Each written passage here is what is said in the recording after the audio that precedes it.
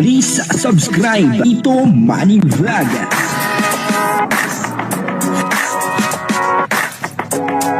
Payagan po si Tito Manny Vlog na mag-reactor para pambiling gamot sa kanya pong karamdaman. Sobrang init po ngayon, kaya ito, nakasando-sando lang po tayo. Grabe, pagka po lumabas ka dyan sa kalye, dyan po sa labas, ay talagang grabe ang init.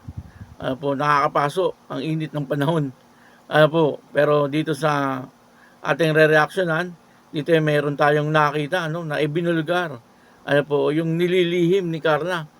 Paano po kaya ito nagagawa ni Carla? Papanoorin po natin yung video at syempre, bibigyan po natin yan ng konting reaction. Pero bago po yan, ako muna po ay bumabati sa inyong lahat ng magandang umaga, magandang tanghali at magandang gabi sa inyong lahat mga kapatid. Saan man kayo ng panig ng mundo naroon ngayon ay mag-iingat kayo palagi at pagpalain kayo ng ating Panginoon. Maraming salamat din po sa patuloy na tumatangkilik sa aking YouTube channel at nanonood sa aking video reaction. Patuloy lang po natin suportahan sila Kuya Bal Santos Matubang, Kalinga Prab, at Ed Vlog, Jank Tapia, at yung mga kasama ko pong reactor sa Kalinga. Ganun din po yung mga charity vlogger na Kalinga partner. Ito po yung video na kung saan ay nabulgar na itong nililihim ni Carla. At ang kabuuan po ng video ito ay mapapanood po natin sa YouTube channel ni Bal Santos Matubang. Ito po yung video, panoorin po natin. Kay Carla po yan, mga kaibigan. Kay Carla po yan, ginagawa. Laki rin po yan, Ilang pusti po yan, mga kalingap. Bilangin niyo pong pusti niyan. Ang dami-daming pusti, ang daming pusti, Grabe ang lalaki ng pusti pati. Pero yan, malayo ang pusti kasi nasa... Sinuzoom ko lang po yung ating camera. Actually po, napakalayo po niyan. Ito mo malayo masyado. Yan, malayo, diba? Sinuzoom ko lang po ng cellphone ko. Yan, sinuzoom ko lang po. Yan, Yan po ang bahay ni Carla po ginagawa yan, Ilang karpintero, bilangin niyo po ilang gumagawa po. Ilan po ang gumagawang karpintero? Isa, dalawa, tatlo, apat, yung sa itaas. Mas dalawa, yung nasa baba. 6. Grabe. 6 yung gumagawang karpintero po. Malaki na ang gastos niyan. Ang kalingap. Tinan mo. Ginagawa po, Yan, Ganda. Grabe. Talaga naman.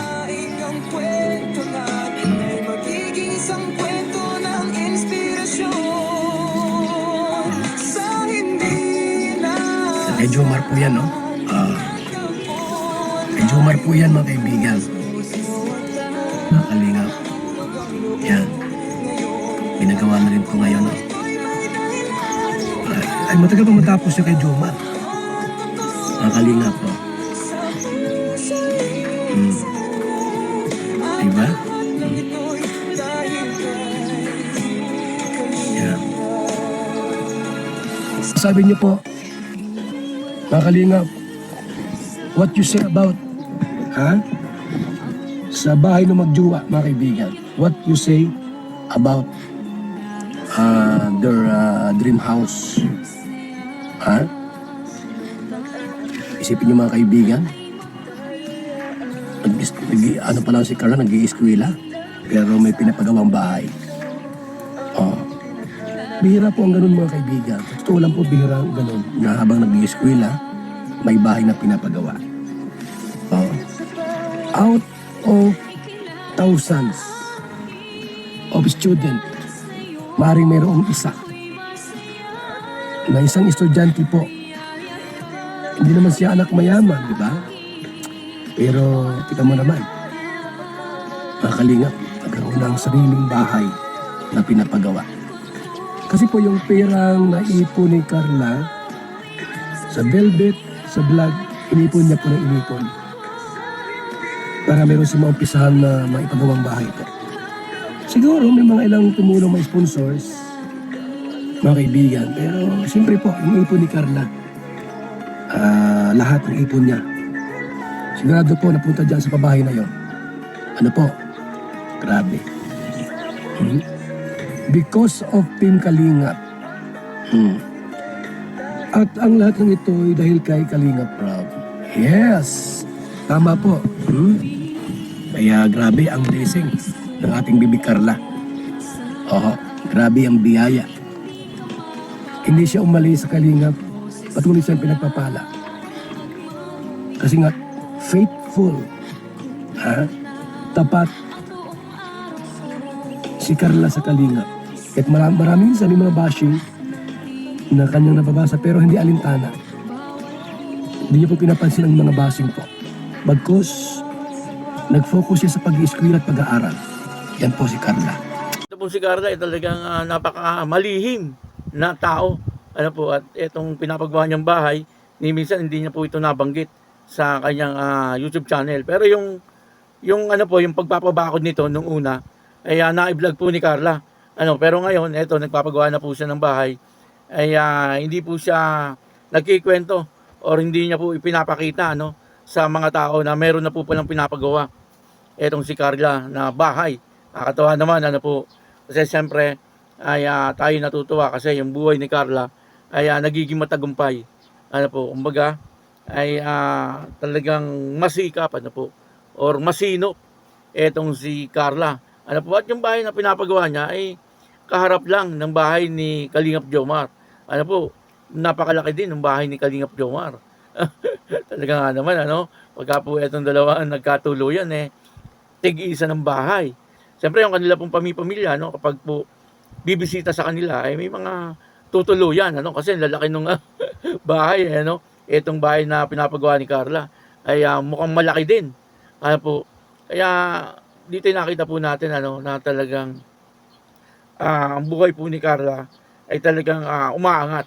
Hindi yung pabagsak. Simula po nung napunta po siya sa Kalingap ay naging maayos po ang kanyang buhay. At yun naman po nakakatawa. Kumbaga, hindi po sinasayang ni Carla yung kanyang lahat na kinikita. Talagang iniipon niya at eto na nga, sa ngayon ay nagpupundar po siya ng bahay. Sabi nga ni Kuya Bal, siguro sa 1,000 na estudyante, ay isa lang itong si Carla, na estudyante na nagpapatayo ng bahay. Pwede, pwede talaga na sa 1,000 na estudyante, pwede talagang si Carla lang ang estudyante na nagpapatayo ng bahay. Iba po talaga kapag nasa Kalingap. Talagang gumaganda po yung buhay. At yan na nga po ang talagang natin, pinakamodelo natin, na beneficiary ng Kalingap at Kalingap Angel, si Carla. At isa pa, si Carla napakabait. Talagang loyal po siya sa Kalingap. Bagamat minsan may mga basher, may konting issue, pero yung issue niya po, hindi po yung issue na siya aalis sa Kalingap, siya ay nakikipag-usap sa mga sponsor. Wala pong ganun. Maging yung kanyang mga magulang ay talagang ganun din. Ipal po sa kanyang ugali na talagang napakabait, at marunong lumingon sa pinanggalingan, ay ayan, marami pong biyaya na natatanggap. At isa nga po itong pinapagawa niyang malaking bahay. At kahit si Kalingap Rob, si Kuya Bal, kahit si Ate Edna, ay talagang proud po sila kay Carla. Kasi po ng Kalingap produkto ng Kalingap. At yan na nga po, makikita po natin ay talagang sa sarili niyang sikap, ay ayan, meron na po siyang bahay na pinapagawa. Siguro, may mga sponsor din po na tumutulong, pero siyempre, ang iba po dyan ay talagang ipon din ni Carla. Kaya yun, maraming salamat po sa inyo lahat. At ito na nga po yung pasabog na inililihim ni Carla. At ngayon ay nabulgar na. Dahil po binlag ni Kuya Bal. Patuloy lang po natin suportahan si Kuya Bal. At si Carla Topolar Vlog. Yun po, maraming salamat po sa inyo lahat. Ako po si Tito Manny Vlog na nagsasabing God bless you all. Diyos mabalos.